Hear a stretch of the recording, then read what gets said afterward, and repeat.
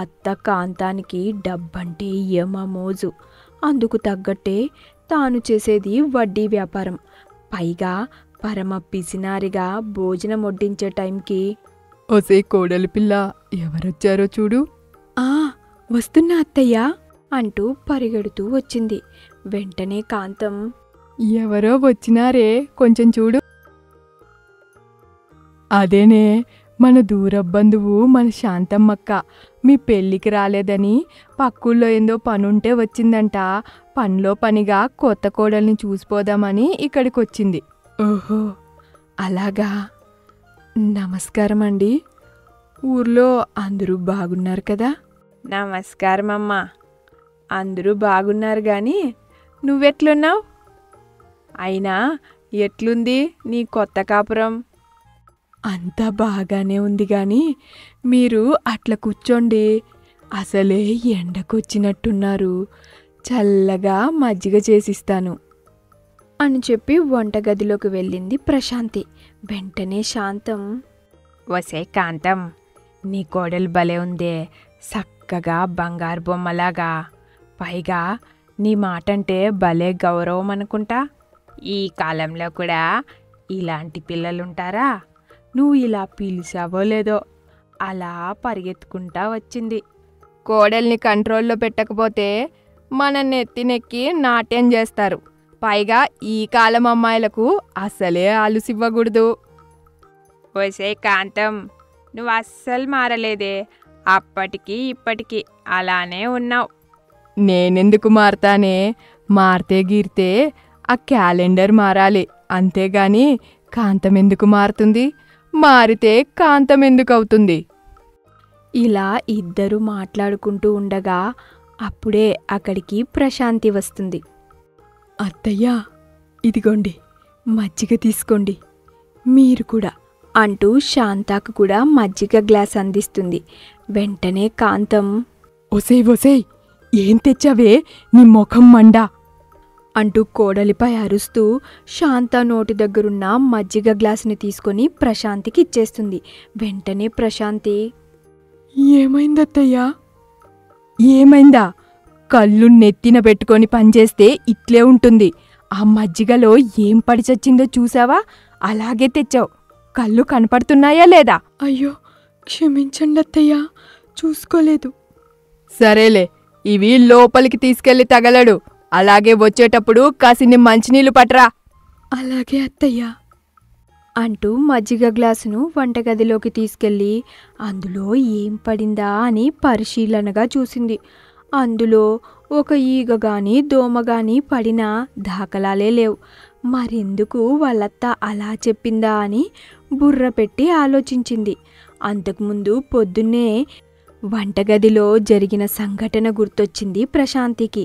అదేంటంటే, అమ్మగారు, అమ్మగారు అంటూ ఆ ఇంటి పని మనిషి మంగి ప్రశాంతిని పిలిచింది.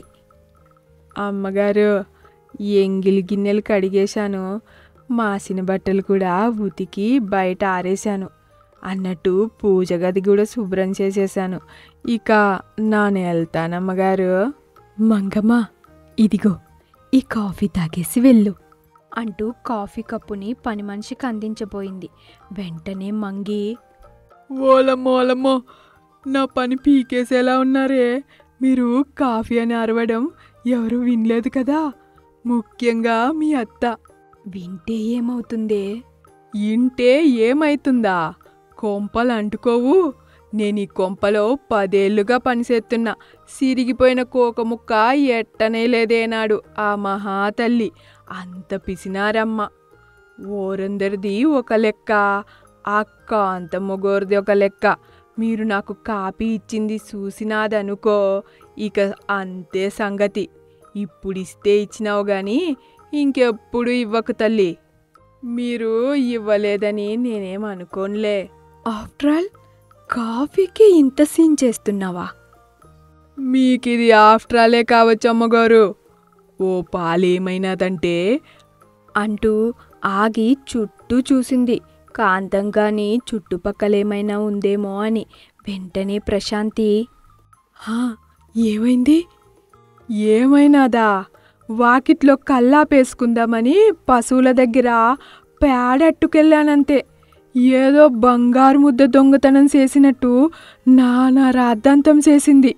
ఒళ్ళంతా చచ్చిపోనాదనుకో. అంత జరిగిందా? మరేటనుకున్నారు? మీ అత్త కాంతమ్మ గారంటే. జాగ్రత్తమ్మ గారు, ఎవరికైనా ఏదైనా ఇచ్చే ముందు 1కి 10 సార్లు ఆలోచించండి. మరీ ముఖ్యంగా మీ అత్తగారున్నప్పుడు సీమకు పంచదార కూడా వేయకండి. ఆవిడిగారి సంగతి మీకింకా పూర్తిగా తెలీదు. మీరసలే కొత్త కోడలు కదా. మంచినీళ్ళు తెమ్మని ఎంతసేపయిందే? లోపలేం చేస్తేస్తున్నావు? అంటే వచ్చిన మనిషికి మజ్జిగివ్వడం కూడా తనకిష్టం లేదా? ఓసిని పిసినారితనానికి పాడేగట్టా అని వంటగదిలో అత్తను తిట్టుకుంటోంది కోడలు ప్రశాంతి. తనకు ఎలాగైనా బుద్ధి చెప్పాలని డిసైడ్ అయ్యింది. అప్పుడు కాంతం, మంచినీళ్ళు తీసుకొస్తావా లేదా? ఇంతసేపేంటే అంటూ గట్టిగా కేకేసింది. అంతే, ప్రశాంతి ఇదిగోండత్తయ్యా అంటూ ఇద్దరికీ చెరో గ్లాస్ అందించింది. వెంటనే కాంతం, మంచినీళ్ళు తీసుకురమ్మంటే ఏదో చేతిలో పెట్టావేందే? ఓహ్, ఇది లస్సీ అత్తయ్యా, బాగుంటుంది. ఎండన పడి ఇంటికొచ్చిన మనిషికి ఉత్తి మంచినీళ్ళిస్తే ఏం బాగుంటుందని మజ్జిగ కలిపానా, అందులో బొద్దింక పడింది. నేను చూసుకోలేదు. సమయానికి మీరు చూశారు కాబట్టి సరిపోయింది. అందుకే మజ్జిగ మొత్తం పారబోసి లస్సీ తెచ్చేసరికి కాస్త ఆలస్యమైంది. క్షమించండి అత్తయ్యా. ఏంటి, మజ్జిగ మొత్తం పారబోసేశావా? అవునత్తయ్యా. 2 గ్లాసుల చిక్కటి మజ్జిగ మొత్తం పారబోసేశావా? అవునత్తయ్యా, ఆ చిక్కటి మజ్జిగే మొత్తం పారబోసేశాను. మళ్ళీ అడిగింది. కాంతం లోపల ఉక్రోషం తన్నుకొచ్చేస్తుంది. కానీ 2 గ్లాసులే చిక్కటి మజ్జిగ మొత్తం నేలపాలు చేసావా? అవునత్తయ్యా, అదే కదా చెప్తుంది.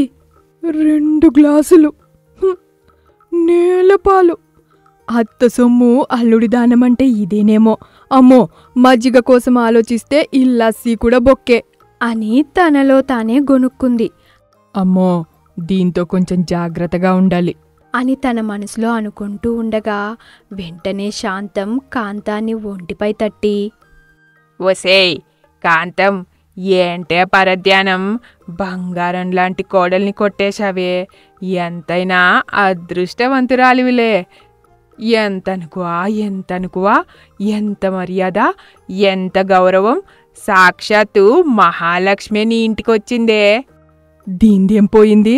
చల్లగా చిక్కటి గ్లాసుడు లస్సీ తాగింది కదా ఈ ముదనష్టపు ముండా. చెర్రీ పండు మరీ వేసిచ్చింది ఆ ఒగలాడి అంటూ తాగిన శాంతంను ఇచ్చిన ప్రశాంతిని కలిపి మనసులో తిట్టుకుంటూనే ఉంది. వెంటనే శాంతం, ఏమైందక్కాయ్? మాటికి అదో లోకంలోకి పోతున్నావు? ఆరోగ్యం బాగానే ఉంది కదా? నా ఆరోగ్యానికి ఏమైంది? అంతా బాగానే ఉంది. మనసే కాస్త బాగలేదు అంతే. ఇప్పుడేమైందనే అంతలా మనసు బాగోకపోవడానికి? బంగారం లాంటి కోడలు అని ఏదో చెప్పబోతుంటే వెంటనే కాంతం, ఏమైందా? మంచినీళ్ళతో పోయేదానికి 2 గ్లాసుల మజ్జిగ బొక్క. పోతే పోయిందిలే వెధవ మజ్జిగ అనుకుంటుంటే వెంటనే 2 గ్లాసుల లస్సీ బొక్క. ఇంకా మనసేం బాగుంటుంది? మీరే చెప్పండి. ఒసే కాంతం, నువ్వసలు మారనే లేదే. ఇంతకుముందే చెప్పినాను కదే, మారితే గిరితే క్యాలెండర్ మారుతుంది. కాంతం ఎందుకు మారుతుందే? ఏమండి శాంతమ్మ గారు, వంట రెడీ అవుతోంది. మధ్యాహ్నం భోజనం చేసి వెళ్ళండి అంటూ లోపల నుండి ప్రశాంతి చెప్తుండగానే వెంటనే శాంతం, వద్దులేమ్మా, లస్సీకే మీ అత్త సచ్చేలాగుంది ఇక్కడ. మళ్ళీ మధ్యాహ్నం భోజనం అన్నావనుకో. వద్దులేమ్మా, నేను వెళ్తున్నా. ఆగండి శాంతమ్మ గారు, తినేసి వెళ్దురు కాని ఎందుకంత తొందర? వద్దులేమ్మా, పర్లేదు, నేను వెళ్ళొస్తాను. మళ్ళీ ఎప్పుడైనా వస్తాలే, అది కూడా మీ అత్త తీర్థయాత్రలకు వెళ్ళినప్పుడు. అనగానే అప్పుడు కాంతం అదేదో సినిమాలో చెప్పినట్టుగా అయినా మా వంట నువ్వెందుకు తింటావులే. అనగానే వెంటనే శాంతం ఇక ముయ్యవే, ఏదో పెదనాన్న కూతురువి పలకరించిపోదామనొస్తే అబ్బబ్బబ్బబ్బా, నువ్వు చేసిన మర్యాదలున్నాయే, నా భూతో నా భవిష్యత్.